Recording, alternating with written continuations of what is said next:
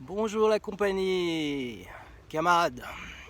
Alors, je suis toujours à Neuchâtel. Aujourd'hui, c'est le lundi 4 juillet, je crois. J'en perds mon latin. Enfin, on a commencé le lundi.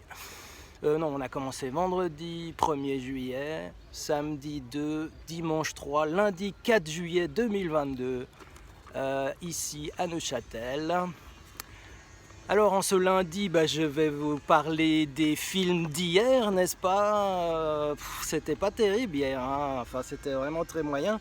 Alors d'habitude j'improvise, j'essaye d'improviser de mémoire, mais bon, j'écris un texte et ensuite j'improvise. Là j'ai écrit et j'ai décidé de vous lire un peu ce que j'ai écrit parce que ça me semblait très très subjectivement bien. Tant pis pour la modestie. Alors, je me relève parce que, hop, c'est très dur de... Voilà. Alors, voilà, comme ça c'est mieux, non? Regardez ce beau lac.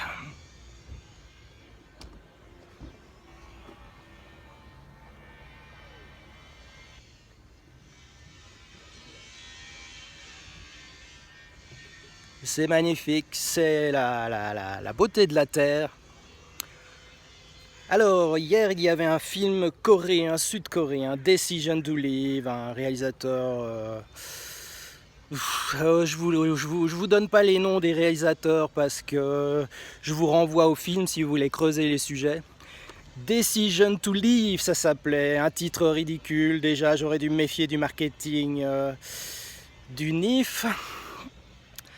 Donc, une intrigue policière volontairement échevelée, amphigourique et absconce, noyée dans une très mièvre et non crédible et interminable romance platonique d'un ennui mortel, dont les quelques belles images de la fin ne sauvent en rien ce film d'une lenteur d'escargot neurasthénique. 0 sur 6, bien planté pour ce film d'un réalisateur. C'est celui qui a fait Sympathy for Mr. Vengeance, ce genre de film. Un réalisateur dont on ne tarit pas d'éloges. Et à tort à mon avis, parce que franchement, ces films sont ennuyeux, longs. C'est lui qui a fait Old Boy aussi. J'ai détesté ce film au plus haut point, tellement absurde et bon. Ensuite, la seule vraiment belle surprise de la soirée de dimanche soir, donc d'hier soir, n'est-ce pas? C'était un film tunisien, Ashkal. Très belles images envoûtantes de ces immeubles inachevés et labyrinthiques sur fond d'enquête policière, prenant le parti de l'étrangeté au détriment de sa résolution. Un peu frustrant cependant, magnifique dépaysement. Alors il faut vous dire que en Tunisie comme dans d'autres pays dits du tiers-monde, il y a des projets immobiliers parfois qui sont suspendus et interrompus pendant un temps indéterminé, ce qui vous fait des chantiers comme ça, apocalyptiques, fantomatiques. Et vraiment, le réalisateur tunisien là a très bien, à la perfection, retranscrit cette ambiance. Pas de presque de fin du monde, c'est-à-dire d'inachevé, avec ces immeubles désertiques comme ça, c'est splendide. Les images sont splendides. L'enquête policière intéressante, mais elle finit, on va dire, quand même en queue de poisson. Il faut quand même dire la vérité. Donc 4 sur 6 pour ce film tunisien. Ensuite, il y avait un film hollandais qui s'appelait Numéro 10, un vaudeville à la Monsieur Chasse de Feydeau au début, dans le milieu du théâtre d'auteur. Donc là déjà il y a une contradiction parce qu'on a un vaudeville à la Feydeau avec des maris qui trompent leur épouse, des femmes qui trompent leur mari.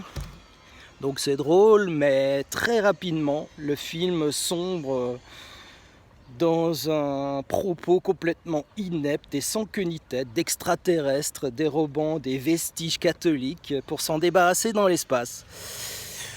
Donc voilà, une grosse perte de temps. Alors, je ne comprends pas la motivation du réalisateur. Alors autant filmer un caillou voilà, pendant 1h30, au moins là c'est radical et c'est du genre je vous fais un bras d'honneur et puis, enfin je sais pas, je comprends pas les motivations. Donc complètement débile, 0 sur 6.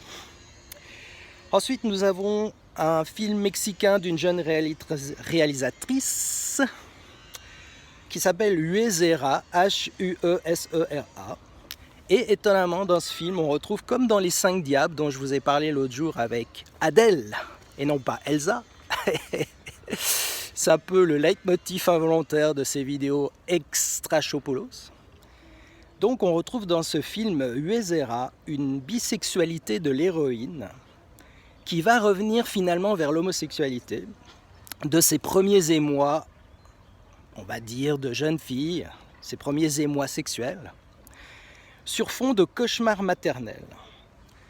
Donc c'est le point de vue de la jeune réalisatrice, un point de vue très exagérément mis en avant. Alors à mon avis, un film qui montre l'envie maternelle et l'angoisse qui l'accompagne. Donc très charmante réalisatrice, mais bon, elle débute, elle va sans doute peaufiner son propos et son style par la suite. J'ai mis 3 sur 6.